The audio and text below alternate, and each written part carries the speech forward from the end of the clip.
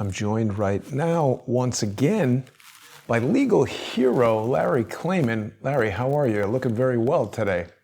I'm doing good, hanging in there. It's all we can Tough hope times. for. Yeah, it's all we can hope for these days, Larry. You know, I think a lot of people were very surprised that Joe Biden was so successful on Super Tuesday. It seemed like he was virtually out of this race. You've recently had some interactions with Joe Biden pertaining to your YouTube lawsuit. What do you want to share with everybody today, Larry? Well, that's right. And actually, the only reason that Joe Biden is riding high right now is because Bernie Sanders came out of the closet, showed who he was, showed that he's a communist, praising Castro, trashing Israel, Netanyahu, the prime minister. I mean, he just self-destructed at that point, although Warren just got out of the race, so he's going to get a boost on that one. But I do have a lawsuit against both Joe Biden and Hunter Biden. It's in Palm Beach County, Florida, because when I did a Radio America show, my show Special Prosecutor with Larry Klayman, that you can hear on 50 stations or so every Sunday, and you can get it podcast at freedomwatchusa.org. It's on iPhone, Spotify, Patreon, Amazon Fire, Roku. It's everywhere. You can sign up for it. That's a little commercial. But in any event, what happened was I on a radio show, I said, look, we're going to commission our citizens grand jury, and you know all about that, Jason, and we're going to seat the indictment of Joe Biden and his son Hunter for the Ukrainian bribery scandal. Right. We're going to not just indict them, but try them and fry them legally and peacefully, sentence them and seek to have those sentences meted out peacefully and legally. Hopefully the president would step in at that point once reelected. They immediately, the Bidens, through their campaign and individually, we believe, interfered with my YouTube and Google channel, had all the videos taken down for decades. And I then had to call and email the lawyers for Biden, who are the same lawyers as, the lawyers for Google YouTube, Williams and Conley. They're the law firm I fought all these years that defended the Clintons. And I said, look, if you don't get your client, Google and YouTube, to put my postings back up, then I'm going to sue Biden, his son, and you. I'll put them all in one big pot, and you can deal with that. And they freaked out, and they put it back. But in the meantime, I wound up suing Biden for the interference because his campaign manager admitted that she was interfering with things that they didn't consider to be helpful to their campaign, quote unquote, even tweets by the president. So we've got a hearing in Palm Beach on April 13th on that case with regard to their motion to dismiss. I don't believe they'll be successful, but we're proceeding, full guns ahead, figuratively speaking, with Biden. He needs to be held accountable. You can't do these sleazy things. And then we will be having a citizens grand jury. You're going to be there sometime in the next few months, and we're going to seek the indictments of the Biden. Somebody's got to do it because our worthless and scaredy cat, for lack of a word, Attorney General Bill Barr, who's taken a dive on indicting anybody so far, is not going to do anything to hold them accountable. Absolutely. People have become very concerned about William Barr's inaction, Larry. It's something that you and I have been tracking since the first day he showed up. Some are even saying there's just simply no way that anything will happen at this stage. And you have been one of the loudest voices towards that end, saying that from the word go. But I mean, Hunter Biden particularly has just so many legal problems right now. Are you up to speed on what's going on with the paternity suit? And I mean, how does he just get kicked out of the Navy for cocaine use, but no criminal charges follow? Well, I don't know. I mean, obviously, unfortunately, every family has its black sheep, so to speak. Hunter Biden seems to be one of them. I feel bad for Biden and his family. He lost his wife and some kids way back when he was a young senator. He just lost another son. But this son apparently is, basically just a half-wit. And it's not that he got his father in trouble. His father participated in this with the Ukraine. They shook down, Burisma, and they shook down the Ukrainian government. Now, allegedly, the Ukraine is doing an investigation. Frankly, I doubt that. I think that's to basically pacify Trump on that. But these people need to be held accountable. And, Biden has this Cheshire grin. And, he's probably, if he ever is elected president, God forbid, he will be the dumbest president in my lifetime next to George W. Bush and Gerald Ford. And Gerald Ford looks like a genius compared to W and him. And, it's a frightening proposition. Now, I don't endorse him, or I don't do that as head of Freedom Watch or whatever, or oppose him. I don't tell people who to vote for, but we are going to bring them to justice.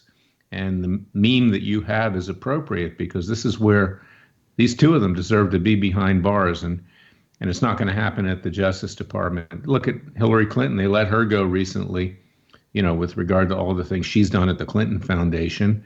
They let Comey go, they let McCabe go, they let Clapper go, they let Brennan go, a whole lot of them. And Bill Barr is an establishment creature. He doesn't want to risk his own standing in the Washington community. He doesn't want blowback, because in Washington, D.C., the deep state, the intel state, has dirt on everyone. I'm sure they have enough on Barr. And this is the way it works. It's a complete road show. It's a pony show. It's a reality series. And if you want to see the reality series each night, go to Hannity and watch Fox News, because, and this is interesting, is that even Greg Jarrett on Fox, who was always so optimistic about an investigation, even he says nothing's going to come out of this Justice Department on any front, including with John Durham, who allegedly is doing some investigation up there in Connecticut of everything that went on with FISA and everything else. Yeah. And Larry, sorry, you got a little something here to deal with. So you're very familiar with the procedures related to indicting somebody and how long these types of things usually take. With this much evidence, do you see any real legal, practical reason as to why these setting aside the Washington Club, everybody scratching each other's backs, do you see a practical reason why these indictments wouldn't be happening? No, there's none. Absolutely none. But look, past is a prologue. It's on the front of our archives, on Constitution Avenue in Washington, D.C. Unfortunately, then it meant something. But today, what it means is cover-up. And when, in my lifetime, has anyone been held accountable at a high level? The answer is never. And I'm 68 years old. Never. And it's only getting worse and worse and worse. So nobody's held accountable. Public officials in government, executive and legislative branch, judges aren't held accountable. They sit in judgment of themselves. When you file a complaint for their unethical conduct, they throw it in the trash. Bar associations, the disciplinary council, like DC Disciplinary Council, takes the position they have immunity. They can do whatever they want. They can destroy whatever lawyer they want that they don't like for political purposes. It is out of control. These people are not accountable, and we are in a revolutionary state. But the American people don't fully know it yet, not enough to do anything about it. And while I don't advocate anything other than peaceful and legal means, it's going to come to worse than that, I'm sure. And there are various groups out there, Antifa, Dream Defenders, who just endorsed Bernie Sanders, who Sanders then embraced them. This is a black, separatist, anti-Semitic, pro-radical Palestinian group in the mold of Farrakhan. They're out there. They're trying to do a number on Joel Gilbert and I and the Trayvon hoax. They hate police. They're radicals. They supported Andrew Gillum and got him in a lot of trouble during his campaign when he was running for governor to be associated with them, because they have ties to Palestinian terrorists. This is the world we live in. Bernie Sanders getting that endorsement and embracing them. It's unbelievable. And just the other day, he says Ilhan Omar is one of the greatest Americans in world history. And Rashida Tlaib and Linda Sarsour, vehement anti-Semites. I mean, Bernie's not a Jew. Bernie is a traitor. Okay, that's what he is. Yeah. And these people are out there in force all over the country, and he's trying to unite all these radical groups behind him. And now that Warren's out of the race, God forbid what may happen. Yeah. And so do you anticipate Elizabeth Warren becoming the running mate for Joe Biden? Or do you think there was an announcement from your second favorite woman in politics, Michelle Obama, that she's having some kind of rally in Detroit? I think that's a really good possibility. I actually hadn't thought of it up to this point in time, Jason. Yeah, I mean that's a logical person to put on the ticket. It's a twofer. It's a radical leftist male and a radical leftist female, and it makes sense. But for the fact that people don't seem to like Pocahontas, she got very few votes. She couldn't even win her own state. Amy Klobuchar backed out. She probably was, they probably hinted she might be vice president. She's a nothing. I mean, she's just a little dwarf, as a matter from my perspective. And I don't know who else they would go to. I mean, they may actually go to Andrew Gillum here. They might want an African American on the ticket who's very articulate, and he's extremely dangerous. I mean, he's a socialist too, with ties to radical Palestinian interests. This is going to be a real show. And Biden, even though he's riding high today, and I don't wish him any harm physically, but I don't think he's even going to make it to a general election. His health is so bad. Looks like he's going to croak of a stroke any minute. I mean, he can't put together even where he is half the time. Yeah, Super Thursday. I mean, that says it all. Super Thursday. He's made quite a lot of gaffes for sure. But it's astounding to me, and I think a lot of other people who are watching Crowdsource the Truth, that Joe Biden, they're saying he's surging and all this. I mean, Larry, this is really just the same thing we saw in 2016, right? We've got Bernie out there, and then they'll find some screwy way to take the nomination from him. I don't understand how people who are pro-Bernie can continue to tolerate this kind of nonsense. Well, I don't think they're going to. I think they're going to go to the streets. I really do, because the people that support Bernie, like I'm saying, radical Muslims, radical people of the Jewish left, and I'm a Jewish Christian, I'm Messianic Jew, so I don't mean that in an anti-Semitic way, but our own people, Jason, are frankly on the left. They're a disgrace, and they're fomenting anti-Semitism. Most Jewish people are not like this, which is why we have a coalition of the Jewish right at Freedom Watch, freedomwatchusa.org, and Christians also are members of that. You've got radical feminists, you've got radical blacks, you've got radical Muslims, you've got atheists, communists. They're all banding together because they want to take this country down. They want to destroy it. They want to seize control. And if they don't get it at the ballot box, I think they're going to resort to violence, more violence. They've already been a lot of violence here, shooting congressmen, in Virginia, those kinds of things. So, we're in a dangerous period, and these Bernie Sanders people are riled up, and they're going to go to the streets, and we better be prepared, and we better, frankly, be prepared for self-defense, just like George Zimmerman was. Right. Now, Larry, you're speaking about violence. Very recently, there was a profound act of violence. It's preliminarily being called a suicide, but we know how these people who tend to turn up unfavorable evidence of the Clintons and certain Democrats tend to fall victims to alleged suicides. Phil Haney was a DHS whistleblower and played an important role in the Holy Land Foundation trial. He's worked with our mutual friend, Laura Loomer, and unfortunately now he's been killed by a gunshot wound to the chest. Haney was very outspoken against the Muslim Brotherhood, and he's also presented to Congress the document that Laura pointed out to me, this explanatory memorandum from the archives of the Muslim Brotherhood. Are you aware of this Haney case? Do you know anything about what happened to Phil Haney? I don't. But, there's a great risk today for anybody that sticks their neck out. So be prepared, legally and peacefully use your Second Amendment rights. If you can carry, frankly, either concealed or otherwise, if you're doing this kind of work, and you cannot depend on anybody to defend you other than yourself. So that's what has to be done. And thank God George Zimmerman, was armed when he was attacked by Trayvon Martin. Contrary to the way they presented that, Trayvon Martin was not some young kid. He was a big kid, very big, and he was smashing Zimmerman's head into the ground. There wasn't a political purpose for it.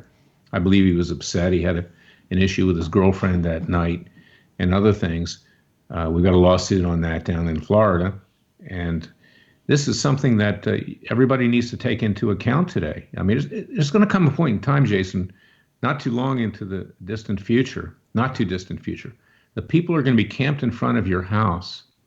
these socialist communists saying, turn the keys over to your house or we will take you out of that house and destroy you. And I don't think that's far off. I really don't. We've seen Wow. that kind of thing in South Africa, what happened there with, claiming land that people owned, confiscating it, that kind of thing. President made reference to that. We're in that kind of a period. And just look back to, Russia in 1917. We may be headed in that direction if we don't do anything about it peacefully and legally right now. Wow.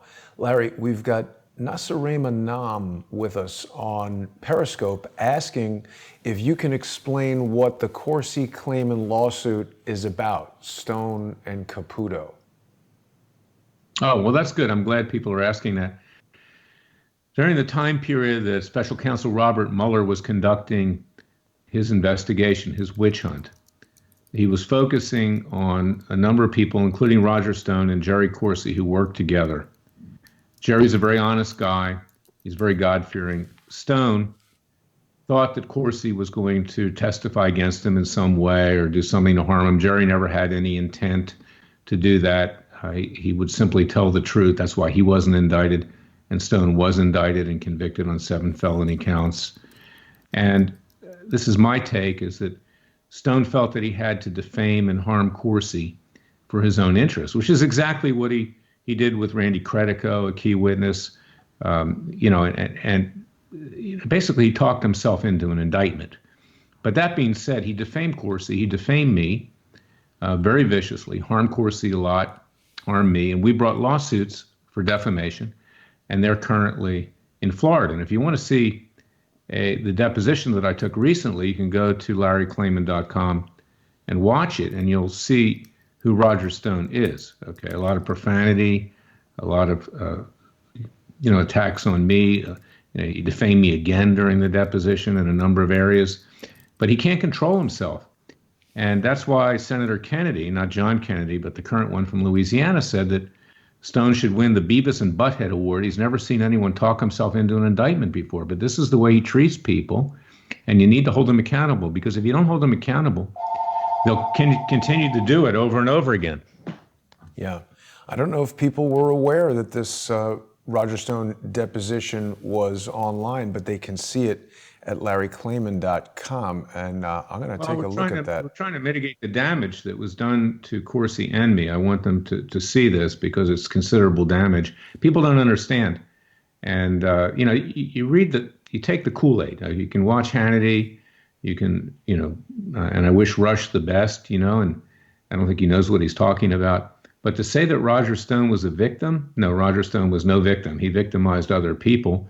And frankly, in my opinion, he got what he deserved. And we'll see what happens. He'll probably get a pardon in the end. And this has been my criticism of the president. I love the president, but the one criticism I have is the people that he hangs around. He's got to turn a new page, particularly if he's reelected, and get some people in there who are reputable people, who are honest, and have his back. I mean, Stone had his back, but not in an honest way. And it resulted in getting the president into more difficulty. So I hope that President Trump recognizes that in the future.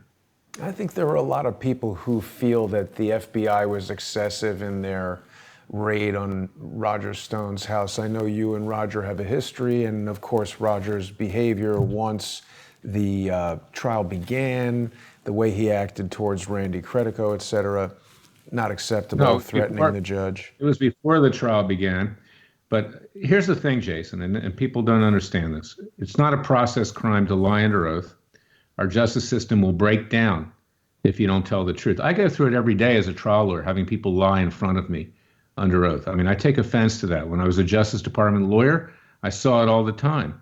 And it's not acceptable to threaten or coerce a witness to not tell the truth and commit witness tampering and obstruct justice. I don't care what happened with the FBI. Now, it just so happens that Roger Stone has a fascination and admires the mafia, and that was part of the trial. He told Randy Credico to do a Frank Pantangele, which was basically to lie under oath. I know because he was my campaign manager for a few weeks before we all went our separate ways. He was representing Al Sharpton behind my back and doing other things, so we went our own way. And I didn't wish him any harm. I just wanted him out of my life, period, professional and personal. But I sat there at his house on the banks of Key Biscayne, of Biscayne Bay, and he was saying, "Doesn't this feel great?" He was smoking a cigar. I feel like Hyman Roth, that was Meyer Lansky in the Mafia. Now, just back up a little bit. Someone who admires the Mafia, who refers to it frequently, whether he does have relationships or not, the FBI is going to take it seriously when they raid his house. And so he brought that on himself, and I don't have any sympathy for that either, period. Understood. So just shifting gears a bit, Larry, we speak frequently about whistleblowers. You've defended whistleblowers in your career. There was this preposterous op-ed in the equally preposterous New York Times written by Mark Zaid, who is one of the principals at that, something Rose, Compass Rose law firm, which is defending the CIA whistleblower, the guy who's the alleged Ukrainian whistleblower, that if we say his name, we're likely to get blocked here on YouTube. This guy is now writing op-eds in the New York Times wanting to change the whistleblower laws under this, fake meme of saying they want to protect whistleblowers. Every legitimate whistleblower that I know, Larry, has been basically run out of their job, persecuted by the bosses. Their lives have been ruined. You've been trying to work with whistleblower Larry Wooten at the Bureau of Land Management in defense of the Bundys, and that guy's been put through the ringer, hasn't he? I mean, this is not a legitimate... Well, that's right. That's a really good point, Jason. I haven't had any contact with him, but I have asked the Ninth Circuit, and we have a appellate argument on March 23rd in Las Vegas, Nevada. People are invited to attend peacefully and legally, don't make any noise, the Ninth Circuit. The Trump Justice Department allowed the U.S. attorney to take an appeal of the dismissal of Klayman and his sons and other defendants' indictment. Outrageous. Another example of Barr basically just washing his hands of things and letting these corrupt prosecutors in Las Vegas rule the school. These are people that lied to the judge, Judge Navarro, who was sympathetic to them at first because she's a Harry Reid Obama appointee. But even she had to dismiss the indictment, hiding exculpatory evidence, lying. And then a whistleblower came forward, Larry Wooten, high-level Bureau of Land Management supervisor, that testified, at least in letters, that there was a kill list on the heads of the Bundys. They were disparaging their faith. They were hiding evidence. The number one U.S. attorney, Stephen Myray, was in effect threatening him to be quiet, silencing him. And I've asked the Ninth Circuit that if they're not just going to affirm the dismissal, to allow me to take the testimony, either through a deposition or in front of Judge Navarro, of this whistleblower. But you're right. They have persecuted him. I got a number of documents through the Freedom of Information Act request. They did a real number on this guy, and I didn't get all the documents. But this is what happens when you come forward. The deep state, on both sides, Republican and Democrat, will seek to destroy you. Yeah, and it's a stark contrast to see how this guy has been so jealously protected. I'm talking, of course, about the fake whistleblower, the co-conspirator who tried to destroy this president in a very unsuccessful attempt at impeachment. So, Larry, what do you see happening next if Joe Biden does, in fact, become the Democratic nominee? Does that, I mean, according to you, and I don't disagree, there's no chance of him being prosecuted for anything anyway. So, I mean, what do you think is going to happen? Joe Biden's going to run and win? No. Well, if he lives, okay, I mean, he doesn't have a stroke, because it looks like he's got neurological problems, I mean, to be blunt. I mean, he got his wife and his wife's sister mixed up the other night at his victory speech. I mean, that's how bad it is.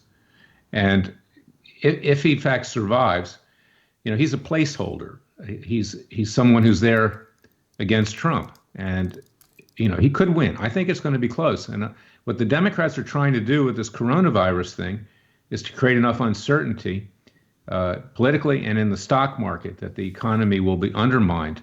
And even if they weren't trying to do that and make it worse, it is, I think, a very bad situation, this coronavirus. And I want to posit this, Jason. You and I have talked about it. There have been reports that this was an accident at a biological weapons facility in Wuhan, China. It helps explain why the Chinese locked that city down before anyone knew about it. Now, I asked the question. I saw Geraldo Rivera. I actually like Geraldo, in many respects. He's one of the few honest people on Fox News, even if I disagree with some of his views on immigration and otherwise. But he said, where was the CIA? Why didn't we know about this? Where was the Director of National Intelligence? Where was the FBI? Where were our intelligence services? What were they doing? Another screw up. Or maybe they hit it intentionally. But I believe that China has tremendous liability here. Now, I like the Chinese people. I really do, particularly Chinese Americans.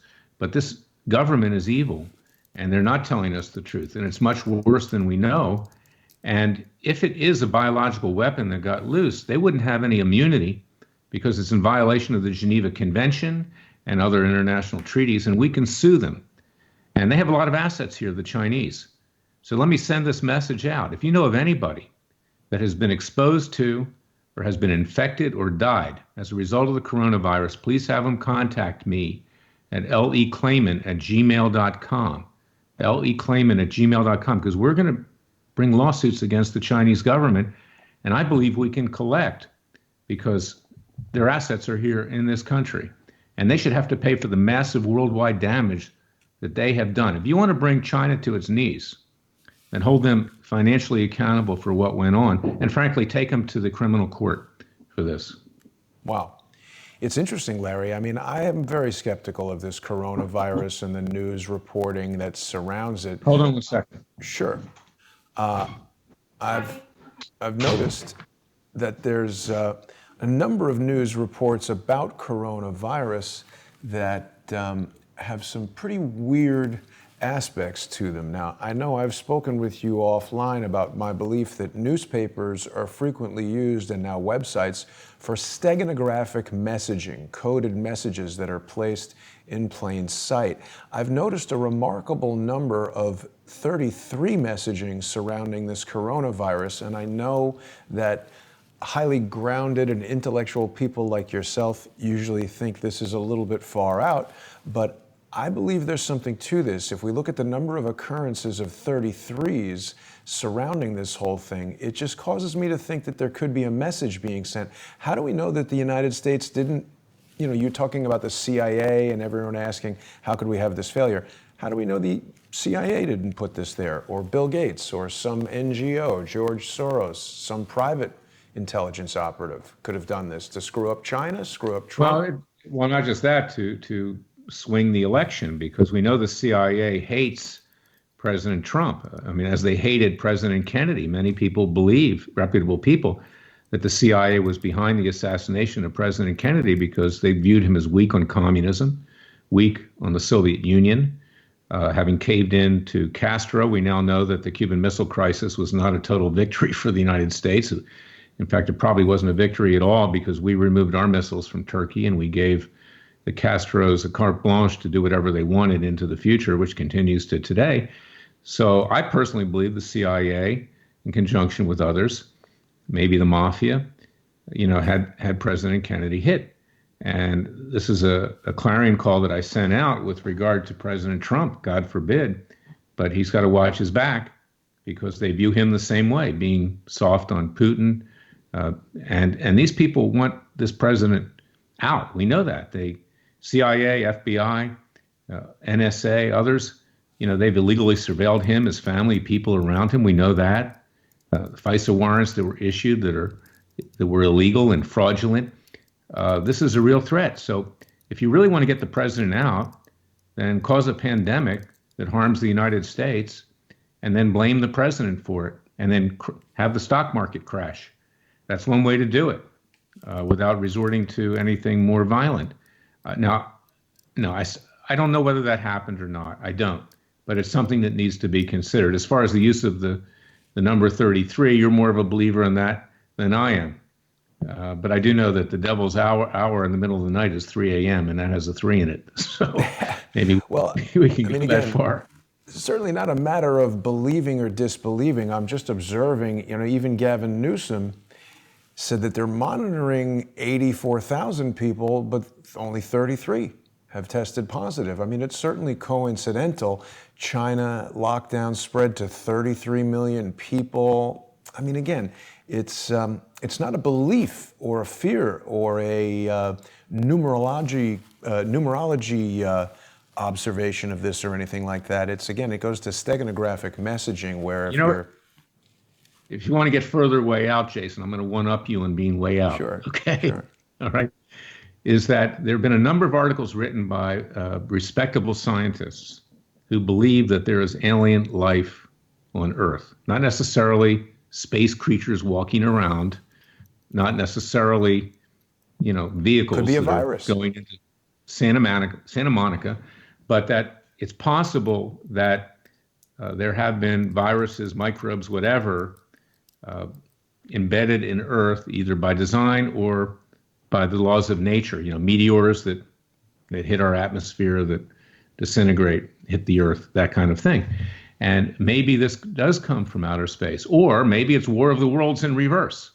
Who knows? Maybe there's an alien civilization that figured the easy way to do it is to kill us all with a pandemic. Now, I don't think that's probably the case, but I'm saying it's something that needs to be thought about, because there are respectable scientists, Google it, out there right now who say there is likely alien life on Earth. Another topic, another topic that's come up, Larry, with some other guests is this notion that, we all know that Operation Paperclip brought Nazi scientists into the United States after World War II, gave them new identities, scrubbed their war criminal records, and all this sort of thing. We know what Hitler and the concentration camps were attempting to do to wipe out the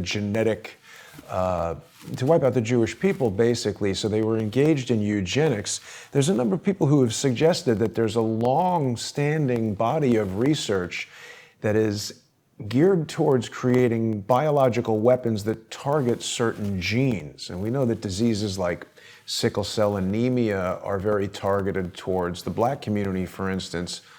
I know you're not a scientist and a doctor, but I mean, again, this is another possibility that this could be a biological weapon targeting Chinese people. Well, that's true. It could be. And, look at after 9/11, the anthrax attacks, the strain of anthrax that hit South Florida and that hit Washington, D.C. And I represented 8 postal workers, families, and others who died as a result of the anthrax exposure. I myself was potentially exposed. People, at Judicial Watch, we were, getting mail from that postal facility, Brentwood. This was the strain that the United States had developed, and that George H.W. Bush, Rumsfeld, and Cheney gave to Saddam Hussein. It was the same strain. It was developed in a lab in Virginia, a biological weapon lab. And 2 people, because the FBI was caught with their pants down, so to speak, or for whatever reason, blamed 2 people for this. One of them committed suicide. That's, the emotional damage that was done to him. And then there was a South African that was blamed too. And no one ever found out who was behind the anthrax attacks to this day. It's a lot like Stephen Paddock, in Las Vegas with the massacre. They covered it up. And I believe that our intelligence services are covering this up right now, as well as the FBI. I do believe it. They know the cause. Why doesn't President Trump talk about it? He's never shy. Has he been put under a gag order here by these intelligence agencies? Have they threatened him that they'll destroy him even more if he actually tells the truth? Or is it the fact that if it does come from China, that we don't want to start a world war over this potential accident? I have a sense that it was an accident. I don't think the Chinese did it on purpose, but they shouldn't have been messing around with biological weapons to begin with. I mean, again, I'm a little bit cautious of jumping to a conclusion, but I'm considering the possibility that perhaps the United States did it to China to try. I mean, it's interesting to me, Larry, that the countries that seem to be most affected by it are China. I mean, the Iran vice president is one of 7. And there was somebody in Iran, a minister or something, who died from it. So it's quite convenient that it's affecting enemies of the United States much more than it is the United States itself. Remember that remember that Iran's a proxy of China. China supports it financially because it's a thorn in the side of the United States and Israel. And, they all band together. But I can't believe that we're that stupid, Jason, not to know that it would spread to the United States unless there was some motive to destabilize the United States to get President Trump out of office. I really, it's hard for me to imagine. Even the skeptic Larry Klayman has a hard time going that far. Just like, I can't go so far as to believe that 9/11 was an inside job by George W. Bush. I can't get myself to do that. As much as I dislike him as a president, the idiot that he was, that brought us endless war in the Middle East. I can't quite go that far. So we have maybe we have a difference of opinion on this. Definitely on that. So we'll have to have a dinner sometime where I'll spend a little more time trying to fill you in on what we know about 9/11. I'm not saying you're wrong. I'm just saying it's even Larry Klayman, the so-called conspiracy theorist, has a hard time. So let's talk about this, Larry, because you're there in California. We've got Governor Newsom declaring a state of emergency after one death in the state. It seems excessive to me. I think people die of the flu and pneumonia, people who are old or, young babies or people with compromised immune systems. How do you feel as a resident of California that the governor... In Florida, California today, but in my home state of Florida, the governor also declared a state of emergency, and so did the governor in Washington State. And frankly, I don't think it's an overstatement. I don't like Newsom. He's a pretty boy. He gets on my nerves, and he's a terrible governor. But you've got Rick Santorum, not Santorum. I'm having a senior moment here. The governor of Florida did the same thing in my native state. I don't think it's an overstatement. Yeah, no, I think it is a state of emergency. I really do on that. I don't fault him for this. Wow. So where do you see this coronavirus going? Are you preparing, stocking up canned food and stuff like that? I'm not doing that. I'm preparing to die. No, I'm just kidding. But, Larry. I got my plot on Mount Olive in Jerusalem. They're going to bury me standing up. Okay, they can FedEx me over there. Huh? Is that true? No, I don't. But I wouldn't mind. I think they're running out of space over there. But I think it is as bad as people say. It's just a gut feeling. It is a gut feeling, and I think it's right. You have to go living your life. You can't, stop traveling. I'm traveling, constantly. Your loved ones, you want them to be safe and not expose them to this. But I'm not going to change the way I live. And, que sera, sera. Now, Larry, we've been waiting to hear some news on the lawsuit that Laura's got pending against Rashida Tlaib. What can you tell us about that? Anything happening? Well, it's another case of a judge. You kindly, Jason, gave me a Minnesota counsel that we'll be seeking to have represent locally. But we filed a case in Minnesota federal court, and this is another example of a federal judge not wanting a hot potato in his courtroom. So he dismisses the case, saying there's no federal claim, go to a state court. He didn't want that, but it'll be refiled in a state court very shortly. And she needs to be held accountable. She's a radical Muslim, anti-Semite, anti-Christian. She needs to be held to account. Yeah, and it seems that a lot of enemies It was for assault and battery against Laura. She also can't control herself. Right. So yeah, we showed that clip a while ago. It seems a lot of the enemies of Laura Loomer are being brought to justice. Michael Avenatti not having a very good time, rotting in whatever jail he's sitting in right now.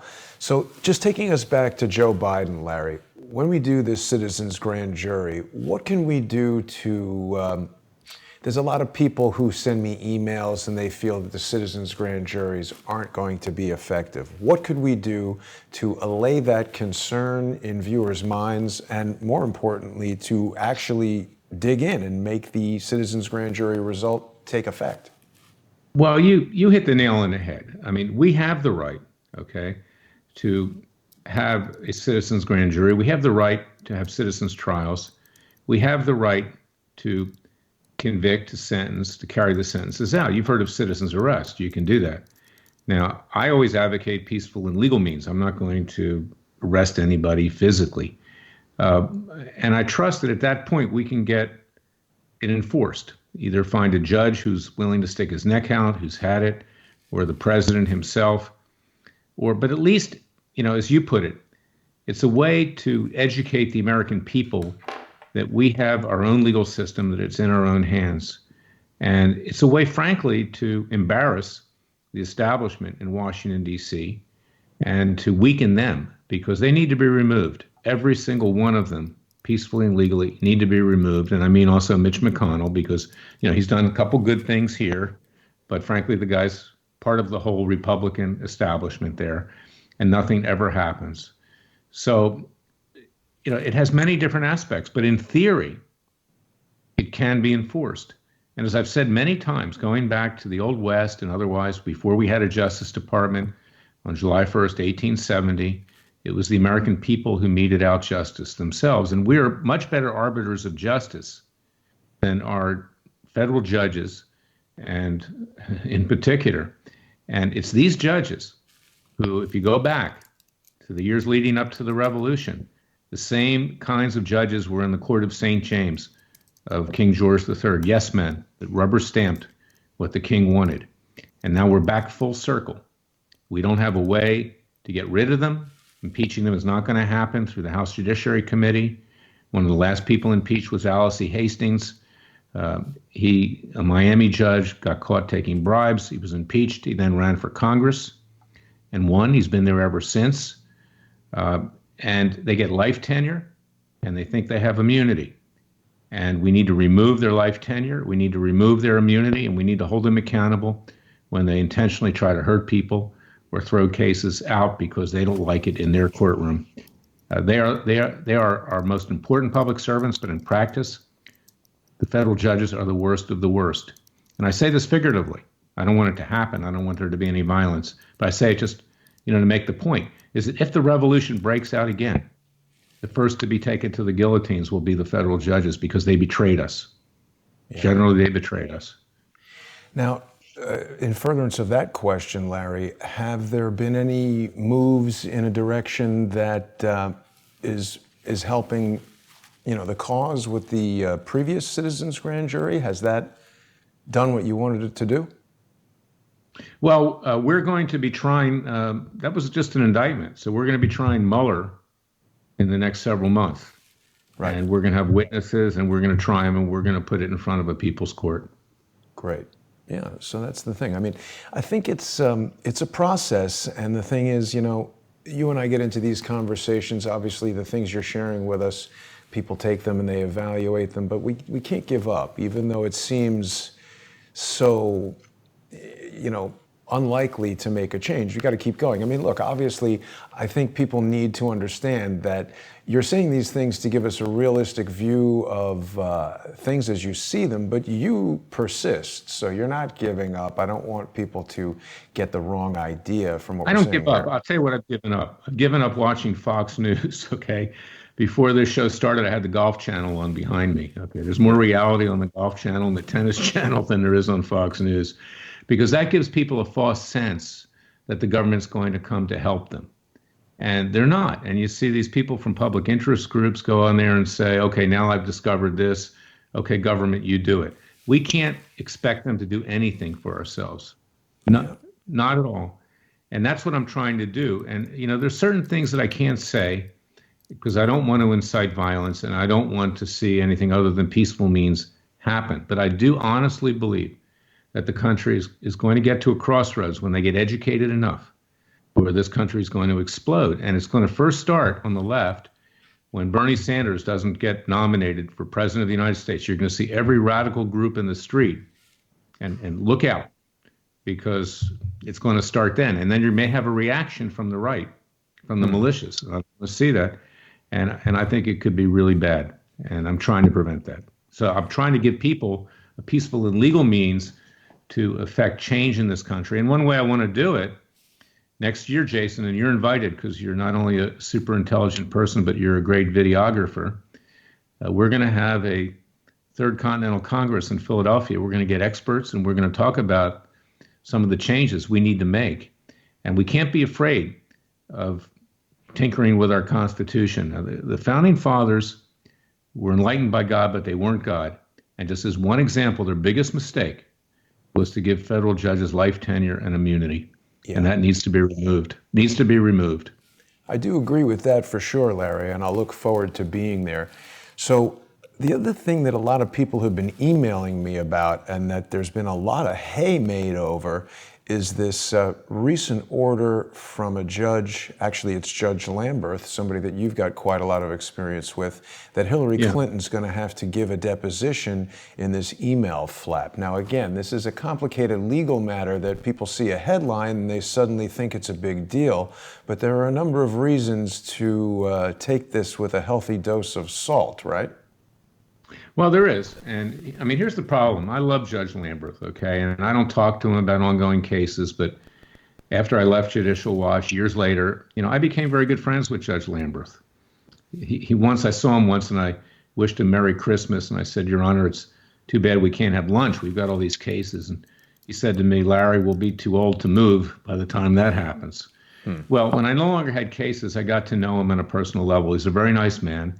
He's the most courageous of anything that exists on the federal bench today, but he's not courageous enough.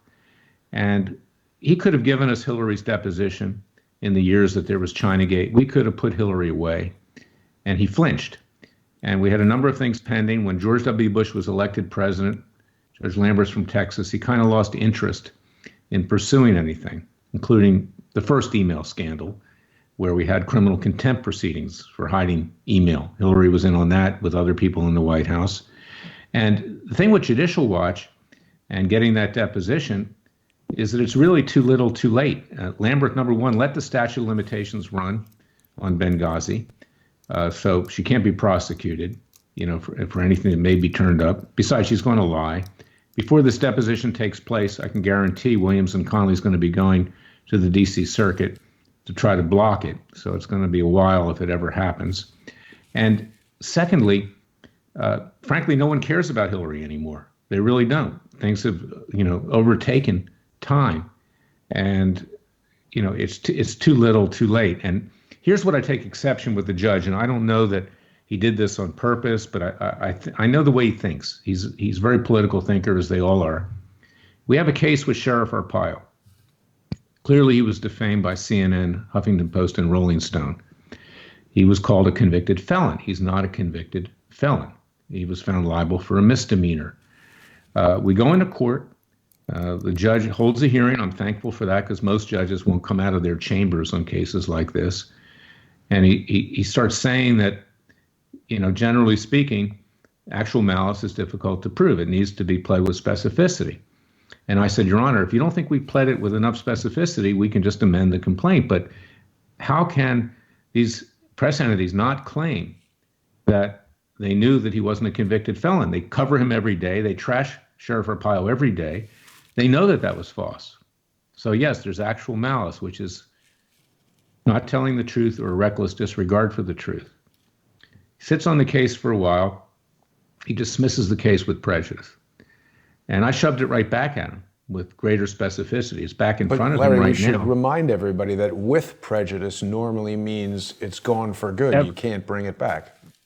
Yeah, but what I said was, we didn't have a fair and full hearing on this. And I asked you during the oral argument to be able to amend the complaint. So here it is, Your Honor. You asked for it. You got it, Toyota, my favorite phrase. Now you've got the specificity. So I gave him back the hot potato. But here's what I think he did, is that he thought he might be making a decision sometime in the future with Hillary Clinton. So he does a throwaway with Arpaio, to show that he's, quote, even-handed, because he's been subject to a lot of criticism over the years. They used to call him and I the Bobbsey twins. They thought I had the judge in my pocket. I did not. I didn't even talk to him about cases. But, I love the guy. But I got to be candid here, because even Judge Lamberth, as good as he is very political. And he could have ended the whole Clinton nightmare years ago, back in the 1990s, and he flinched. I never got Hillary's deposition. She was a defendant in the Filegate case where 900 FBI files she got through Craig Livingston on adversaries and even those on her side of the fence that she didn't trust, like James Carville. And, he could have put Hillary away, but he didn't. And to me, too little, too late. And frankly, Hillary's passe. And now the statute of limitations on the crimes at Benghazi have run. Well, that's really the most important aspect. I mean, what could come out of this deposition? I mean, the email server, I've heard this, that the statute of limitations has run, but if she's actually engaged in exchanging emails with foreign countries that involve sedition and things like that, isn't there no statute of limitations on that? Well, not that I know of. There may be, but at this point, people aren't looking that carefully. And then he released his finding, on the eve of Super Tuesday and the crashing of the stock market. So no one really paid much attention. Even Fox didn't give it big play. But look, it's better than nothing. I mean, I think Lambert is the best federal judge out there for this, but even he won't go the distance, and that's why the American people need to do it for themselves. Right, and there was a lot of, I think it was in WikiLeaks that they were saying that John Podesta was sending around emails about Judge Scalia that included the term wet work, which I think most people who have ever seen The Sopranos or anything like that know what wet work is all about. So even though these federal judges have lifetime appointments, there are certainly people who can get to them and influence them. They are only human. Not only that, I don't want to see any harm to a federal judge for sure. I'll be the first to defend them. But you remember the Pelican Brief, John Grisham, what happened to a couple Supreme Court justices. I think Scalia was killed. I really do. And I agree. Someone on the left did it. In fact, there was a story in the National Enquirer which didn't always get things wrong and doesn't always get things wrong, that he had gone to Texas on a hunting trip. He liked to hunt for ducks. He did not take his U.S. Marshal with him. Usually they have protection. He was found with a pillow over his head in his hotel room. And National Enquirer had a story from an alleged whistleblower that he was set up with a prostitute. I don't know if that's the case or not, but that's what was reported. And that it may have been a hit at the time. And maybe that's why I didn't take security detail. And then curiously enough, no autopsy, no investigation. Wow, I didn't know that detail. That's interesting. Go back and look at it, Google it. And of course it makes sense because he was the biggest thorn in the side of the left, the biggest thorn in the side. And he became an icon in the conservative community. I mean, but you've also just outlined what sounds like an incredibly devious plan. Whoever knows this guy, I don't know him, I don't know his marital situation, but it is conceivable that you find some married guy, some judge, you lure him with an attractive woman, this convinces him not to have his security detail there, and then he's killed. It's quite simple. Yeah, well, it needs to be investigated, and it's something that I wanted to look into and try to, but it's very hard to break through the veneer, particularly when the family doesn't want anything done. And you have to wonder why the family didn't want to follow up on this. Look, married men sometimes stray. I mean, that's a fact. And, Justice Scalia was not in bad health at the time. I mean, they portrayed that, but he was not in bad health at the time. And although he wasn't perfect, there were things that he did which I didn't like.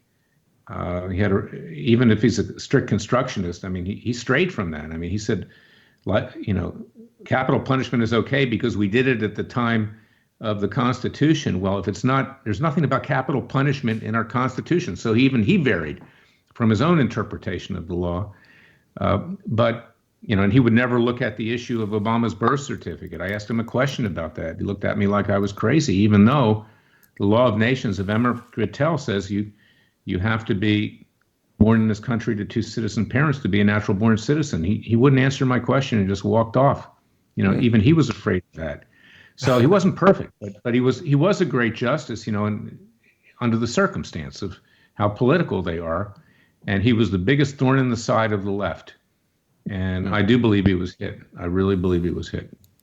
And certainly other judges would know that or be caused to know that or reminded of that or something So it's complicated. I think, a lot of people who are watching alternative news think that there's a sort of a simple answer to this stuff, but it just doesn't seem to be the case, Larry. It's so many complicated, Well, interrelated things. you and I, Jason, agree on most things, 90% of all things. I mean, conspiracies happen. And the fact that people call us conspiracy theorists, Dr. Corsi, others, that's a badge of honor because, SHIT happens, basically. And Yeah. conspiracies do happen. I used to have a bumper sticker in my office at Judicial Watch that says Clinton happens. Okay. So it's, it does happen. Yeah. We've got just a few more minutes, Larry, before the hour expires. Was there anything else that you wanted to discuss? Well, I want people to share your show, to support it. It's very important. You let me tell the truth. My Radio America show, Special Prosecutor with Larry Klayman. Please sign up for that. You can find it everywhere. Whether it's iTunes or Spotify or Patreon or whatever, because we need to educate. Right now, education is the most important thing, and the American people are beginning to be educated. They're beginning to understand more. And if there's a bright side to Biden, is that the Democratic Party, saw how dangerous that Bernie Sanders is, at least the establishment part. So there's hope here that we can change things. Now, Biden's not the vehicle. I mean, the guy doesn't even know where he is half the time, and he's an empty suit. He would be the dumbest president probably in our lifetime. He's so dumb that he plagiarized the works of other people, which even the Washington Post exposed. So, the American people need to understand the facts of life, and I hope that they will follow what you do and what I do and disseminate it widely. YouTube has limited the viewership. I've been at 45,000 viewers now for at least 5 to 7 years. It's a complete charade. Laura Loomer's antitrust case, along with mine, is going to be argued at the D.C. Circuit on April 15th. I hope people will come and watch. And we have another case against Facebook for calling her dangerous and a domestic terrorist in Florida. We're in every front. So go to freedomwatchusa.org, join our Justice League, our leftist strike force, our judicial selection strike force, our coalition of the Jewish right, which includes Christians as well. And, get up off the couch, put the popcorn and put the beer down. If you're drinking beer, not Diet Coke or whatever, and actually do something. And turn off Fox News because, frankly, Fox News is just simply a reality show. Right. The other thing that we should do, Larry, is we should remind people to vote for Laura Loomer for Congress. If they're in Florida's 21st district, it's going to be very important for people to support Laura. She's the antidote to the Rashida Tlaib, AOC, Ilhan Omar squad. And I certainly believe that we need a woman like Laura in Congress to counteract some of the crazy jihadi socialists that have been taking over and that have infiltrated in essentially exactly the same way that Laura explained to me in that document that Phil Haney refers to in his testimony before Congress, the explanatory memorandum from the files of the Muslim Brotherhood. Very brave woman. I can't endorse her as the head of Freedom Watch, but I can endorse her personally. And I have, and I represent her. I know Laura. Brave woman, fine woman. I will vote for her. And I hope other people will as well. I say that in my personal capacity. So Demetric Penny, who's running in Texas, the brave African-American policeman who has sued Black Lives Matter and Farrakhan and New Black Panthers Party, paid a price. These are the true patriots in our country, not the people, the clowns on Capitol Hill in the courts, and frankly, the deep state that surrounds our great president. Demetric Penny is running for Congress?